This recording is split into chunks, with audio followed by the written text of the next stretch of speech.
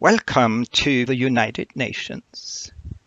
Right now, of course, I would have liked to have you all with me in the same room. I would have wished to be able to share a real class with you, but in any case, I'm at least trying hard to imagine that you're all sitting here right in front of me and that I'm looking straight into your eyes. So, let me try to explain to you some of the ideas behind international organizations. What you see on these pictures is where today's world order comes from. It is what much of Europe and many other places around the world looked like in 1945 at the end of World War II. It's against this backdrop that today's world order was invented and put in place, with the United States of America as the main driving force behind it.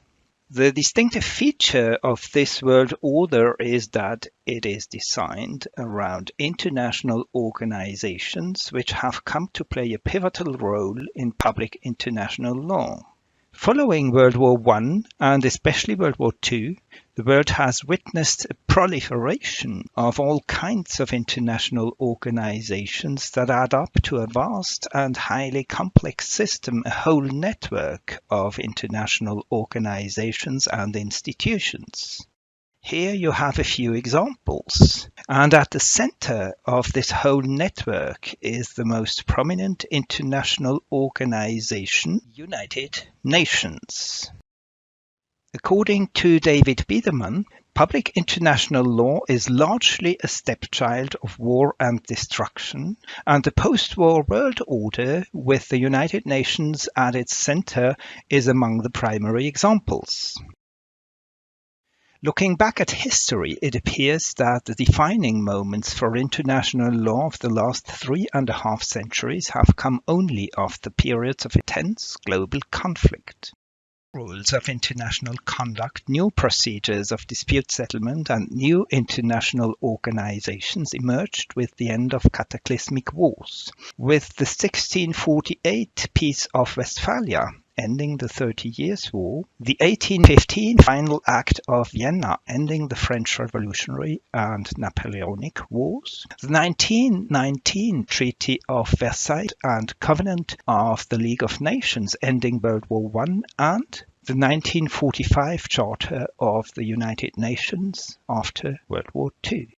Which is why, quoting Biederman, we can say that public international law in its historical development is largely a stepchild of war and destruction, offering a utopian hope of order and moral renewal. The starting point is the 30 Years' War that gave rise to the so-called Westphalian system. The Westphalian system of equal, independent and sovereign nation-states forming the international community. This specific concept of the international community that is still one of the pillars of public international law was established in 1648 in the Peace Treaty of Westphalia. This on the basis of what Hugo Grotius had outlined in his famous book on the law of war and peace, published in Paris in 1625. The end of World War II marks a turning point of similar importance. It spawned a new world order combining the Westphalian system with a whole system of international organizations, gravitating around the United Nations as their center, the overall objective being to prevent for the future the kind of mass destruction and mass killings that characterized the two world wars. After these experiences, peace is what the world needed and still needs most. This is what the United Nations flag stands for, and ultimately this is why the whole rather complex United Nations system was put in place and further developed in the decades following the end of World War II. As you may have noticed, this is a homemade podcast. In fact, here is where I work when I want or must stay at home. Let me show you.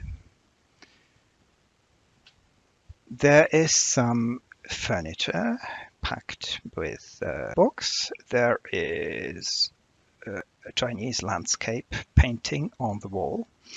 There is a table, a Chinese style table. There isn't a lot more, but never mind. And of course, you shouldn't concentrate too much on the background, should you? Rather, you should focus on what we are discussing. So, if you are interested in knowing more about the United Nations, please follow me right away into part 2. See you soon.